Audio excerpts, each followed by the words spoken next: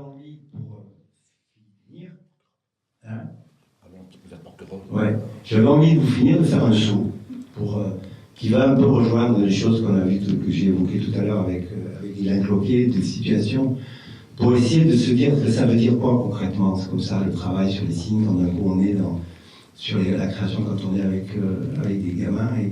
Et je vais vous montrer deux, trois petites choses, mais vraiment des toutes petites choses qui se sont produites dans un moment. J'étais donc je dirigeais l'Alhambra et on était dans cette idée de développer non seulement la programmation, la salle, mais comme le disait Patrick, une espèce de maison du cinéma qui travaillait sur les gestes, et en particulier en direction des enfants. Donc je me suis effectivement mobilisé sur cette question, et un peu comme l'ami du début du séminaire, là, je ne sais plus comment il s'appelle, le copain qui est venu faire un travail sur Bruno. Et à un moment, j'ai retrouvé il y avait dans l'éducation nouvelle, et on le retrouve en particulier dans beaucoup de démarches que j'ai connues du côté des CMA, cette idée du déplacement, cette idée c'est dans un voyage que quelque chose peut se vivre fort, parce qu'il y a déjà une manière de se déplacer, de pouvoir déjà déplacer le regard. Et pour des tas de raisons, j'avais une piste comme ça qui s'est imposée à moi, qui vient aussi un peu du cinéma d'une certaine façon. C'était l'île de Porquerolles, qui est donc par rapport à Marseille, pas très loin, mais quand même assez loin. Et donc dans cette île de Porquerolles, avec l'Alhambra, on a à peu près réalisé, disons en 20 ans, on a dû réaliser une trentaine de classes transplantées, soit avec des options de cinéma de lycée, soit avec des écoles primaires du quartier, des rencontres avec un peu comme celle qu'on vit. Patrick y a participé. On a même fait une rencontre nationale d'école et cinéma une année. Donc voilà, c'était devenu un territoire. Il se trouve qu'à l'intérieur de l'île de Porquerolles, il y a un village de vacances de l'armée. Et qu'on a établi une relation très étroite avec le village de vacances de l'armée, qui avait une salle de cinéma avec un projecteur qui avait été rapatrié des forces françaises d'Allemagne. Et donc il y avait un projecteur 35 qu'on avait remis en état. On a même fait fonctionner la salle comme une salle de cinéma pendant l'hiver et tout. Les gens de Porquerolles s'en sont emparés. Donc ça a été une espèce d'aventure de cinéma, de pédagogie et tout, qui ont eu lieu pendant ces années-là. Et donc je vais vous projeter 2-3 trucs. La première, c'est un extrait du côté de la côte d'Agnès Varda. Alors je ne sais pas si vous connaissez, du côté de la côte d'Agnès Varda, c'est un court-métrage qu'elle a fait, qui est une espèce de charge sur la Côte d'Azur, le tourisme, une espèce de regard acide sur ce que c'est que la Côte d'Azur. Et elle le termine par une évocation de Porquerolles. Alors on va partir d'abord à Porquerolles avec Agnès Varda. Oui, je dis l'île, c'est le titre qu'on se donne pour l'instant. Le projet s'appelle l'île, ce voyage vers quelque chose à la limite qu'on n'atteint jamais. Je vous rappelle, l'île, c'est l'île de Pirolfou. Et c'est une île qu'on a partagée aussi de façon très étroite avec Alain Bergala. Un jour, on s'est retrouvés à marcher, parce que bon, il y a la maison de Pirolfou au bout de cette plage-là d'ailleurs. Et on revenait en marchant d'être allé là-bas, en repérage, pour essayer de voir les traces qu'il y avait. Et sur la plage, là c'est exactement celle, non pas où il y a les deux amants, mais où il y a les deux chevaux, on a retrouvé sur le sol les traces d'une maison faite par des enfants avec des cailloux, comme ça. C'est à la maison où, visiblement, ils ont joué. L'idée et on était tous les deux fascinés par rapport à ça, c'était l'idée, on joue pour de vrai, était évidente. Bien sûr qu'ils savaient, les enfants qui ont fait cette maison, ils savaient bien qu'elle n'est pas là, la maison. Mais on imagine le jeu par les traces qu'il y avait, la façon dont c'était. Ils l'ont laissé, ils sont partis en laissant les cailloux. Donc voilà, ça c'est un point. Et donc sur cette île, on y est arrivé. Et je vais vous montrer 2-3 petites traces de ce qu'on y a fait avec des enfants. Le premier, c'est qu'on y a amené des choses, avec nous des objets, des outils, parmi ceux qui se fabriquaient à l'Alhambra. Et un des premiers outils, une première jouets qu'on a fait, vous les connaissez maintenant parce qu'il y en avait déjà et il y en a maintenant beaucoup, c'était l'idée de construire un praxinoscope, mais un praxinoscope géant. l'idée de pouvoir mettre non pas un enfant devant un praxinoscope qui découvre avec la multitude des images la naissance du mouvement, le fait qu'on peut mettre en mouvement des images fixes, mais un praxinoscope qui fait pratiquement 1m20 et qui permet à un groupe d'être autour, et en le faisant tourner, il y en a plusieurs qui voient l'image qui bouge. Donc on trimballe notre praxinoscope, on l'a fait mobile, il est dans des tiroirs, dans des caisses, enfin bref. C'est un monstre, c'est un piano chaque fois de le déplacer. Mais on avait emmené notre praxinoscope à Porquerolles. Et il était posé dans un des lieux de la vie du groupe. C'était des primaires, c'était des petits. Et un jour, en passant à côté du lieu où c'était, fin d'après-midi, j'entends un bruit pas possible dans cette classe, disons, pardon, une classe, c'était une salle, et ça faisait pas de et il y avait un groupe de gamins qui étaient devant ce praxinoscope, qui le faisait tourner, qui avait l'air complètement fasciné. Et je vais vous le montrer, mais je vous dis ce qu'il y a dedans, parce que ça va trop vite pour moi. Ils ont mis un dessin, les 18 images, ils ont mis 18 mêmes images. Une maison. Ce qui fait qu'en faisant tourner, la maison ne bouge pas. Il faisait tourner, la maison ne bouge pas. Et dans le creux du praxinoscope, devant les images, entre les miroirs et les dessins, ils ont mis du sable et ils ont planté une forêt. Ce qui fait que quand vous faites tourner, ça fait un travelling. Et effectivement, c'est le show qui rentre là. Et ça défile. Et ils y ont passé des heures à changer le décor, à faire comme ça. Le praxinoscope. Vous allez avoir un tout petit bout, parce que ça a été filmé à un moment, mais je peux vous assurer que le jeu du praxinoscope où l'image ne bouge pas, moi ça m'a toujours assez plu.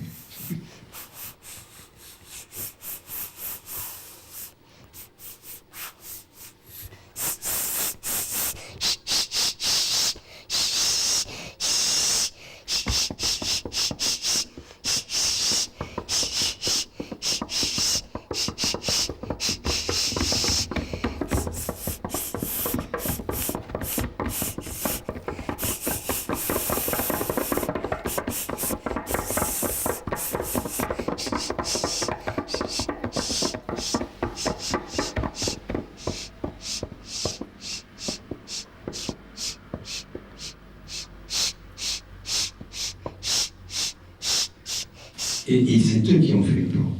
Il n'y a personne qui est venu leur dire pareil, il faut un plan. Ça n'a pas été un exercice, qu'est-ce qu'on peut faire avec un praxinoscope? Ramenez-nous 10 idées sur le praxinoscope.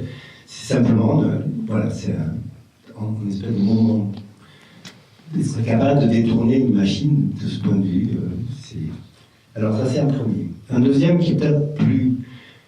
Si vous voulez, il y avait un processus de travail qu'on a mis en place. L'idée, c'était quand on arrivait, alors ça dépend de l'âge des enfants qu'on avait, mais l'idée, c'est quand on arrivait sur l'île, l'idée d'un Porquerolles, c'est pas très loin, c'est un quart d'heure de mer. Mais quand vous le faites, ce quart d'heure de mer, vous avez l'impression que vous arrivez au Mexique, parce que la place de Porquerolles, c'est une espèce de place en terre avec une drôle d'église un peu en ocre, là. Donc c'est vrai que c'est un voyage. Et pour les gosses, qui en particulier les gamins d'école primaire du quartier de l'Estac, ça a toujours été un voyage, la traversée de Porquerolles, mais c'était un petit voyage, mais c'était un voyage. Et l'idée, c'est quand on arrivait, surtout avec les grands, on arrivait et on s'installait, et la première chose que je proposais, c'était qu'on monte en haut du fort qui domine un peu le village de Porquerolles et qui permet de voir à peu près la totalité de l'île. On savait qu'on était venu avec nos instruments, des caméras, des bouts de choses, des praxinoscopes, de quoi faire des sténopées, des machins comme ça. Et l'idée c'était, on ne savait pas comment on allait faire. Mais on montait sur le fort et on regardait. Alors on disait, bon, ce qui était paradoxal, c'est que du côté des plages c'est le nord, du côté des falaises c'est le sud, c'est qu'il y a des espèces de renversements comme ça dans cette île. Il y a des endroits où c'est dangereux, il y a des endroits où il ne faut pas aller. Et en particulier, on y allait jamais en été, on y allait souvent au moment où nichaient les gabions. Les gabions, c'est des grosses mouettes, c'est ce qu'on appelle comme ça, c'est pas les goélands. Chez nous, c'est les gabions. Et l'idée des gabions, c'est il faut faire gaffe, quoi. Ils peuvent être méchants, on ne peut pas aller chercher les nids et tout. Et donc, j'ai attiré un peu l'attention sur deux dangers. Il y avait les gabions comme danger, et puis il y avait un mec dans une ferme qui était un peu loin, d'ailleurs celle dans laquelle a tourné Godard. Il y en a un qui n'aimait pas trop que les gens passent et il tirait en l'air, quoi. Donc voilà, il y avait ces deux dangers. Sinon, on disait, surtout aux plus grands, regardez bien, demain matin, vous allez partir où vous voulez sur l'île, sans rien, sans caméra, sans rien du tout, et vous allez vous balader. Et au fur et à mesure que vous allez choisir d'aller vers le sud, vers la côte sauvage, vers les endroits où on a dit que c'était dangereux, les plages ou autres, s'il y a un moment de votre journée, de votre balade, il y a un moment où vous dites qu'est-ce que j'aimerais bien avoir, je filme, j'aimerais avoir la caméra, j'aimerais faire ça.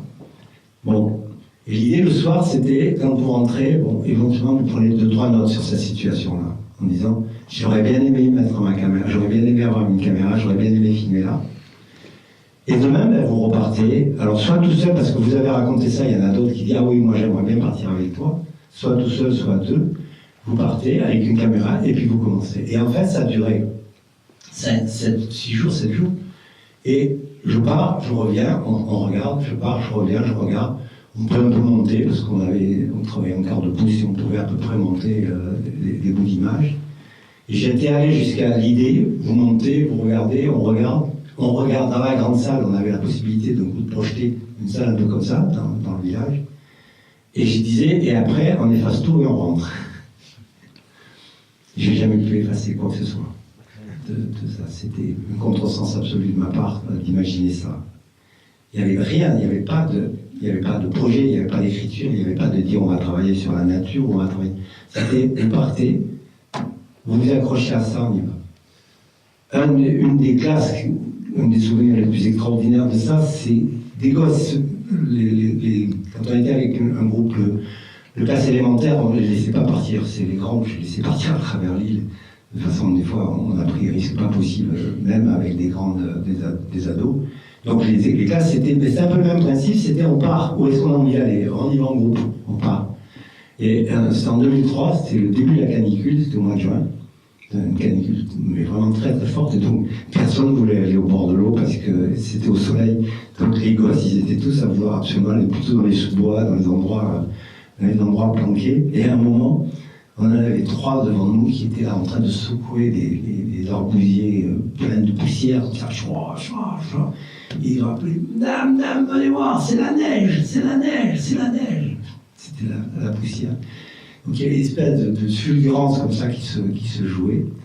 Alors le premier extrait que je vais vous montrer, qui est plus une tentative, encore une fois, c'est une situation qui a été mise en place par 2 ou 3 enfants là. Et c'est les 2 gabions qui les titillaient. Et ils les ont piégés. Ils voulaient les filmer de près. Et ils ont mis une caméra, ils ont planqué une caméra, plus ou moins enterrée, plus ou moins comme ça, pour pouvoir essayer de filmer les gabions, venant chercher du pain. Donc je vais vous passer le petit bout de gabion sur une plage à Porquerolles.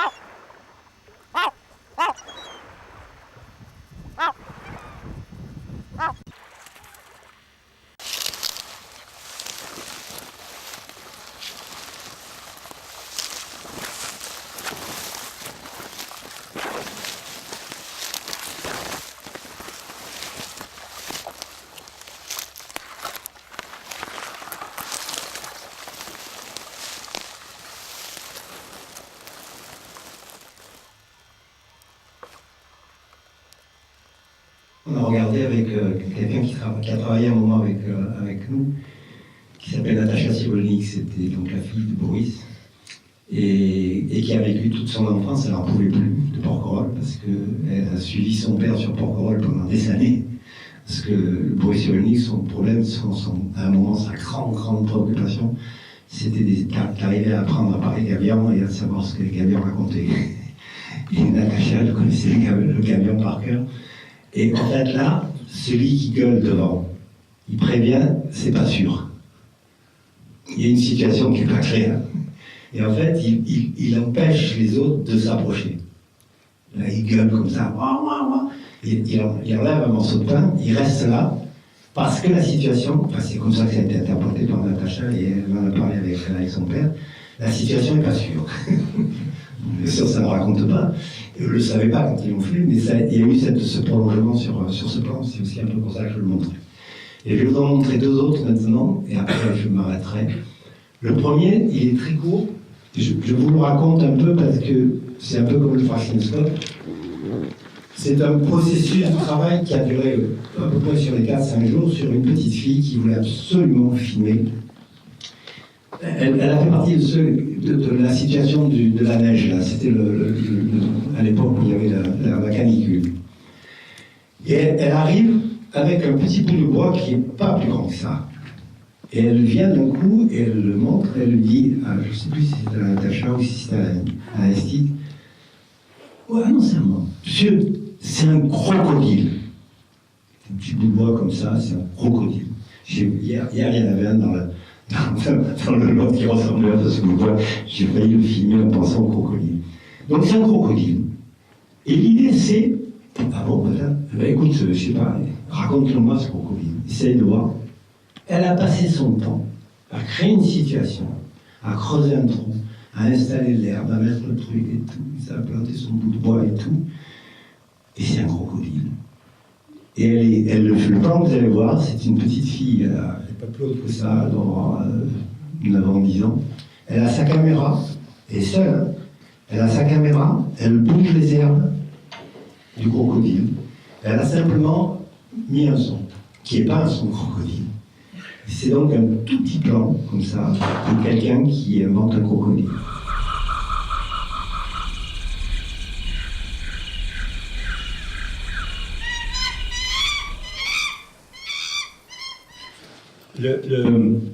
J'avais oublié aussi ça. C'est un moment où on avait commencé à essayer de créer et de mettre en place un petit logiciel. On s'est mis à la tête qu'on allait inventer un logiciel qu'on a appelé Limaçon. Et on l'écrivait L''im@son. Et en fait, c'était l'idée de créer un petit logiciel de montage complètement intuitif. C'est-à-dire, à la limite, qui pourrait se retrouver sur une tablette où avec les doigts, on puisse tirer un son, mettre un plan et autres. Et le son, il a été retravaillé, après le plan, il a été retravaillé sur Limaçon. Et il est allé chercher ces cris pour le mettre sur le plan.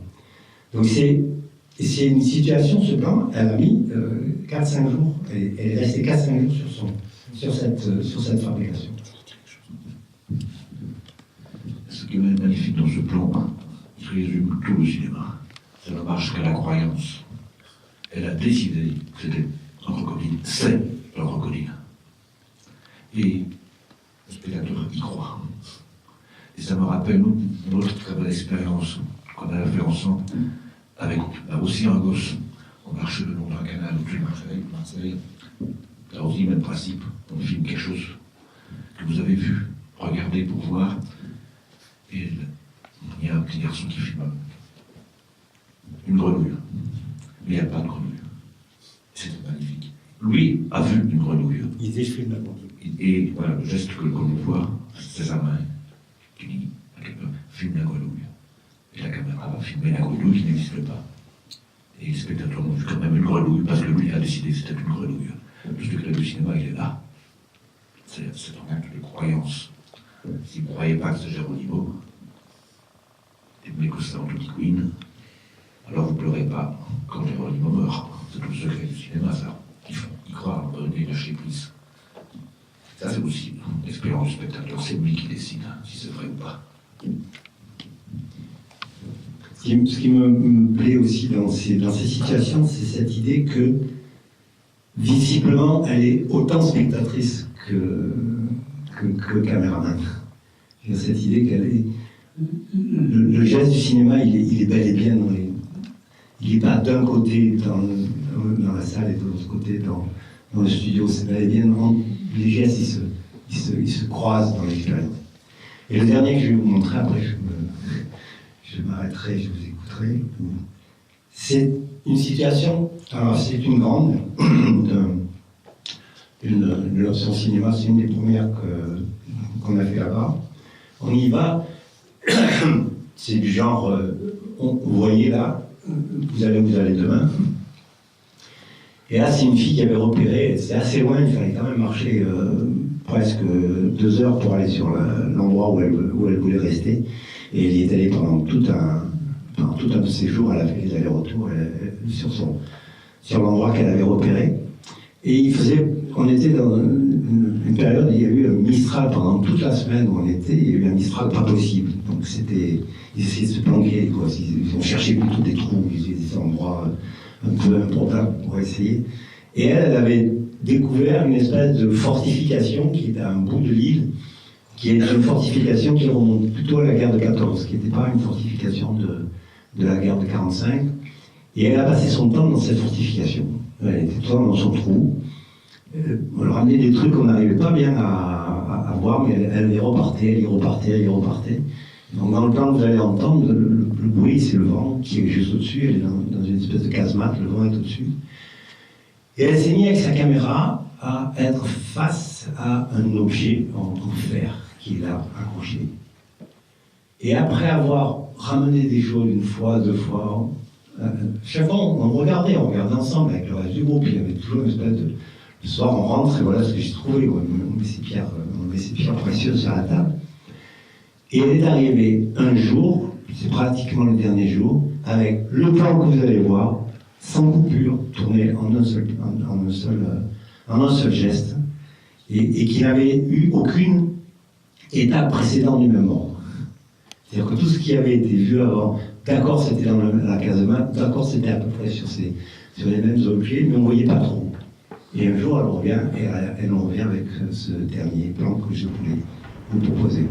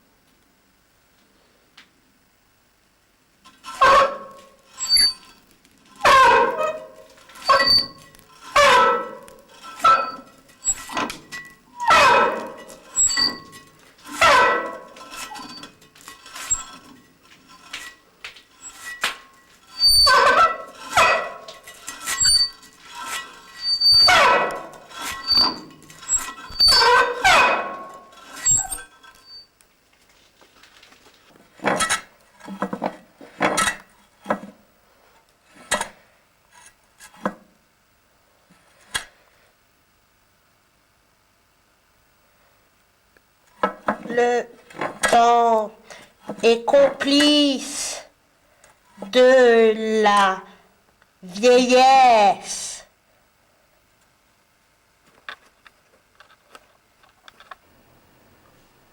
Quand je serai vieille, je serai très très belle et j'aurai beaucoup d'amants. Toi, tu m'attendras patiemment. Quand on est vieux, on comprend tout. Quand on est vieux, on a le temps et mérite comme des flèche charmeront tous ces jeunes gens. Na, na, na, na, na, na, na, na, na, na, na. C'est pas monté au sens où c'est pas des éléments qu'elle a amenés sur une table de montage montée, c'est tourné monté. Ça veut dire que c'est la caméra qui fait ça, puis après elle va ça, puis elle fait ça, et elle improvise la chanson sur le plan. C'est-à-dire que l'idée de se terminer avec la bouche, comme elle y a passé 4-5 jours dans cet endroit-là, donc elle a vraisemblablement dit je passe par ça, je passe par ça, mais la longueur des plans, la durée des plans a été quand même fixée puisque c'est tourné monté. Voilà. C'était effectivement une précision importante. Bon voilà, c'est 2-3 pistes possibles à partir de... J'avais 9 ans et j'ai lu Les Immigrants de Charlot en pleine remue-ménage de l'éducation populaire en 1948. On a donc déposé un certain nombre de cailloux, ils sont pas tous là. On a commencé, j'ai 9 ans et on termine avec la vieillesse, ça a tout le temps. Voilà, c'est une nouvelle promesse d'avenir. Bon, on va essayer de faire circuler un peu la parole. On a une petite demi-heure, c'est pas énorme. On peut prolonger comme chaque fois, notamment sur le temps de midi, autour du repas. Moi, je voudrais juste en poser une seule question. On la poser à tous les deux, puisque ça fait longtemps que ce travail est entamé entre toi et moi. Il me semble, mais on n'a pas encore trouvé les bons mots, il me semble qu'on tourne autour d'une idée pas toujours facile à faire passer, pas toujours identifiable, c'est que, fondamentalement, le cinéma, c'est pas de la culture. Je pense que c'est ça qu'on essaie de réfléchir, et qui doit provoquer beaucoup d'entre vous. Ou alors ce n'est pas d'abord de la culture, c'est autre chose, et ce qu'on vient de voir là,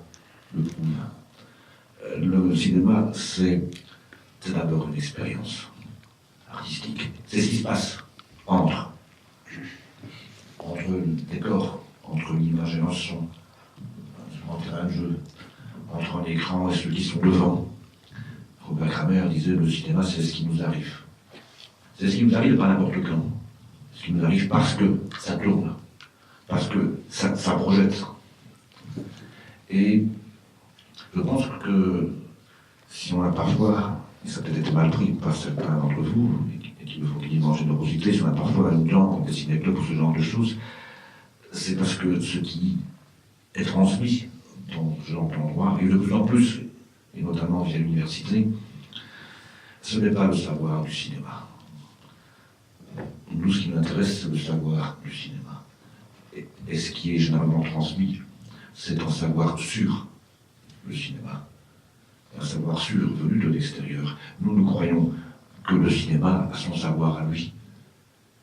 Et que c'est ça qu'il nous faut transmettre. Et que ce savoir à lui inclut le spectateur. Et que si il y a bien un savoir à transmettre, c'est ce que nous savons déjà mais qu'on avait oublié et que le cinéma nous rappelle. C'est ça le spectateur. Si nous avons informé un spectateur, ce n'est pas lui dire qui est Fritz Lang, en quelle année il est né et comment il a filmé. C'est faire en sorte que le spectateur en question sache ce qui le relie personnellement à Fritz Lang. Parce qu'il y a quelque chose dans ce qui se passe là sur l'écran qui est là, en lui, et qui subitement remonte. Et Jean-Pierre a très bien dit, à ce moment-là, il n'y a plus de séparation entre d'un côté des gens sur un écran et nous devant. Il y a quelque chose de l'ordre du relié, du lien, du commun, peut-être du communisme, mais ça on en parlera plus tard. Voilà, c'est autour de ça que nous tournons depuis des années et des années. Et qui nous vaut parfois tant d'embarras, parce que ça ne passe pas facilement. Donc je ne dis pas que ce n'est pas de la culture, c'est pas ça d'abord qu'il faut chercher. Et je dis qu'il y a un savoir inhérent au cinéma, ça veut par exemple dire que c'est quand j'ai tourné que je sais ce qu'est le film, c'est pas avant. C'est... Je regarde les plans et je vois que c'était autre chose que ce que je pensais. Et c'est le cinéma qui m'apprend ce qu'est le film. Ce n'est pas moi qui ai à lui apprendre. Le cinéma est plus fort que moi. Oui. On essaie de parler. J'ai suffisamment dit, effectivement, bien sûr, c'est autour de ces questions-là que que j'ai l'impression que dans ce que j'ai traversé, les moments de ça, ou après les plus grandes, en particulier l'aventure du moindre geste, ou des choses comme ça, c'est toujours à peu près le même questionnement. Quoi, mais voilà. Mais peut-être qu'on peut partager un peu au-delà de ce qu'on peut dire, parce qu'on ne pourrait pas s'arrêter, quoi.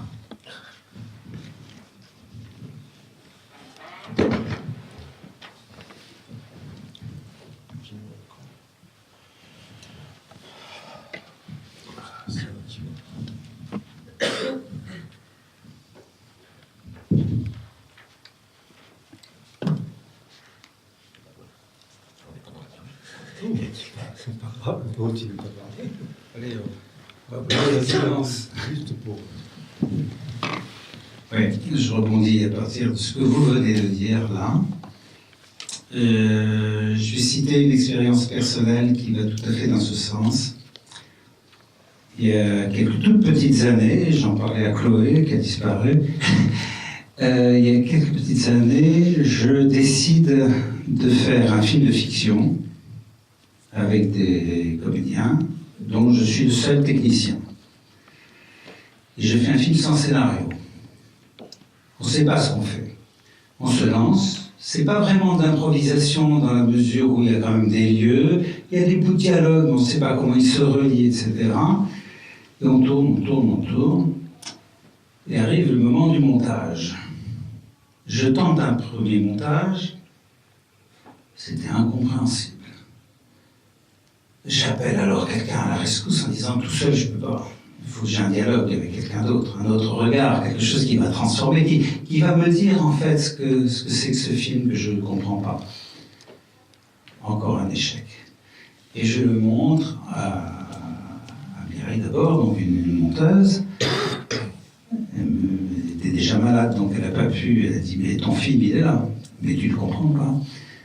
Et donc ma fille, qui est cinéaste aussi, reprend le flambeau.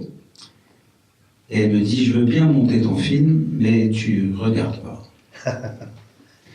Et cet abandon-là, que j'ai fait, elle a fait un montage d'un film. Et je lui dis, mais c'est ça que j'ai filmé. Je ne savais pas. Et ça raconte une histoire très cohérente, et je ne savais pas. Et c'est ça qui se passe, effectivement. C'est cette espèce de découverte. On ne sait pas en réalité complètement ce qu'on filme. Alors là, mon cas, il est extrême, évidemment, j'ai poussé loin, mais moi, c'est au bout de nombreuses expériences que j'ai pu me lancer comme ça dans l'inconnu. Et on est évidemment dans ce rapport à le cinéma nous dépasse. Bien sûr, c'est le cinéma qui fait l'œuvre, pas tellement nous. Voilà, c'est pour aller dans ce sens-là.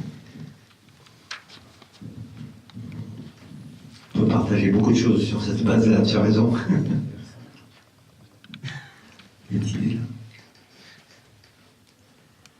Moi, c'est exactement ce que j'ai vécu avec le travail de Delignes.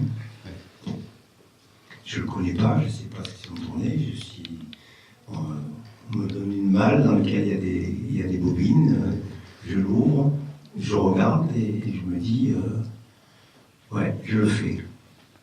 Mais effectivement, j'en parlais il n'y a pas longtemps là, il me semble, la condition, si tu veux, qui m'a permis de le faire, c'est qu'il m'a dit, t'as tout compris, fous le camp. Et donc, il n'a absolument pas regardé ce que je faisais. Mais j'avais cette liberté de fouiller le cinéma qui était là et d'essayer de le faire apparaître. Alors, comme incident, on m'entend ou... Non, je vais te filer le micro. La chose extraordinaire, c'est que Deligny m'avait demandé. À l'abord, oui, il m'avait montré. Je savais pas que c'était toi. Oui, c'était moi. Et j'ai dit, franchement, je vois pas ce que je fais. J'étais beaucoup plus con que toi. C'est toi qui as dit ça. Oui. Parce que la manière dont on m'a amené la malle, et on a dit, il n'y a qu'un fou pour le monter, ce truc. C'était toi qui avais dit. Merci de ne pas l'avoir fait. Comment tu... C'est Jean-Pierre qui paye la porte. Ah oui. Oui. Gérard.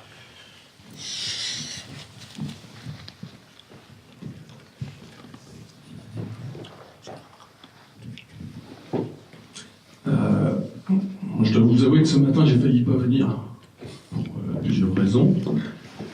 notamment parce que j'étais à Leyne l'année dernière, parce que j'avais vu et entendu à Leyne sur un sujet qui était présenté un peu de la même façon au départ, comme quoi il faut faire attention aussi à la façon dont on présente les séances. Ce que j'avais vu à Leyne l'année dernière, ça ne m'avait pas plu.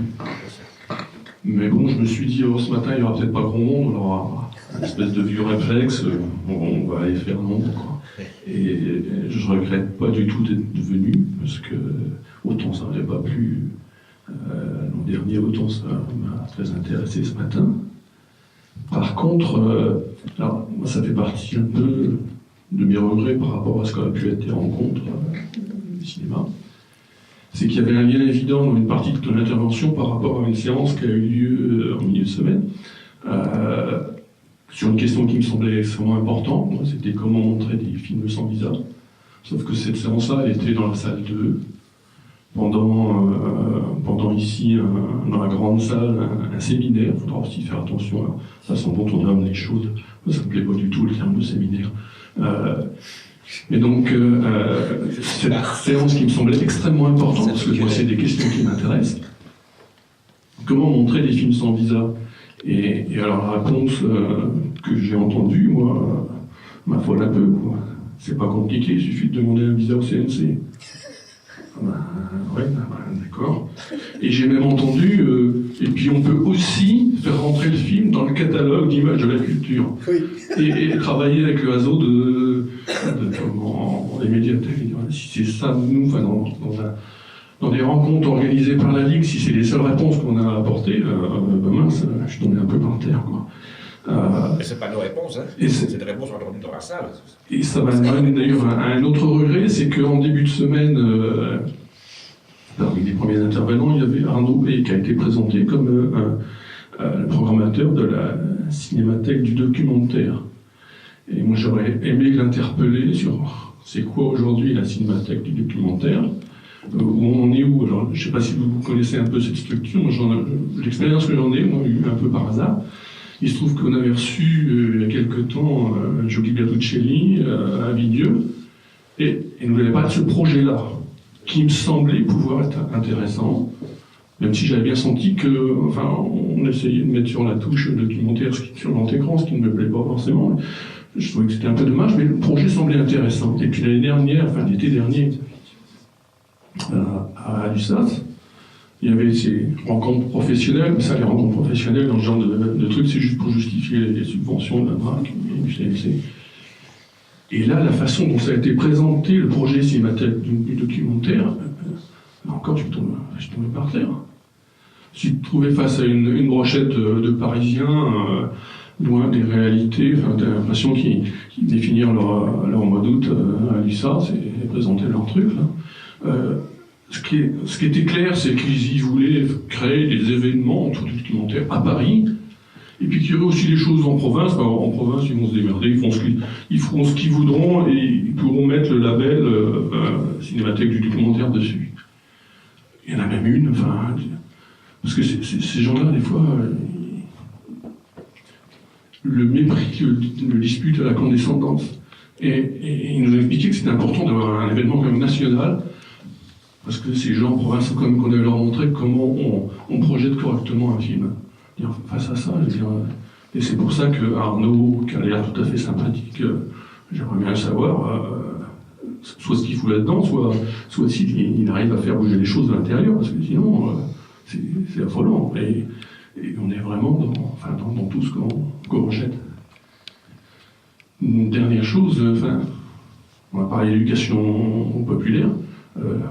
Mais qu'à un moment donné aussi, on se pose des questions un peu où on en est aujourd'hui et quelles sont les perspectives, parce que vous savez qu'il y a quelques temps, il y a des gens qui ont élu un certain Macron, il est en train de tout faire exploser. Pendant un moment, on savait, la référence était on va faire un trait sur tout ce qui vient du CNR, mais là maintenant ça remonte beaucoup plus loin que ça. Il est en train de tout faire exploser, et notamment tous les réseaux d'éducation populaire, y compris à l'intérieur. Il crée des fractures au sein de certains mouvements, dont la Ligue de l'enseignement, hein, attention, avec à la fois la carotte, et puis la carotte, c'est les moyens financiers, c'est affolant. Et on va s'en prendre vraiment plein la tête.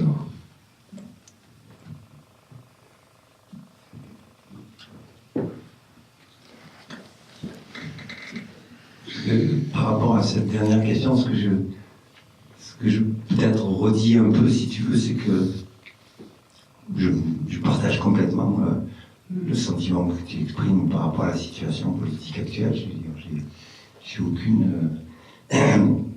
aucune réserve, mais que du point de vue qu'on évoque là, on l'a dévitalisé depuis longtemps, ce mouvement.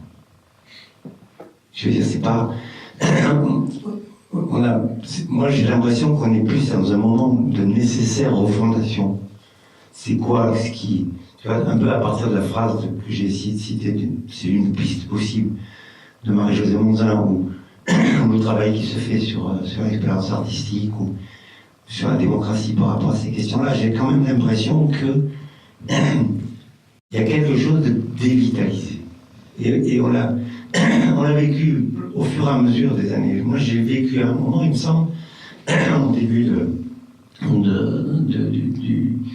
du quinquennat, enfin du temps où Mitterrand était président de la République, le premier ministère du temps libre qu'il se lance et qui lance à un moment tout le mouvement, toutes les associations, tout le mouvement de l'éducation populaire par rapport à la question de la question des jeunes et de l'emploi, toute une série de situations qui se sont mises là, comme si à un moment, on n'était plus capable, en tant que mouvement d'éducation populaire, de porter des moments aussi compliqués que celui qui se posait à ce moment-là, sur l'émission locale, toute cette période-là.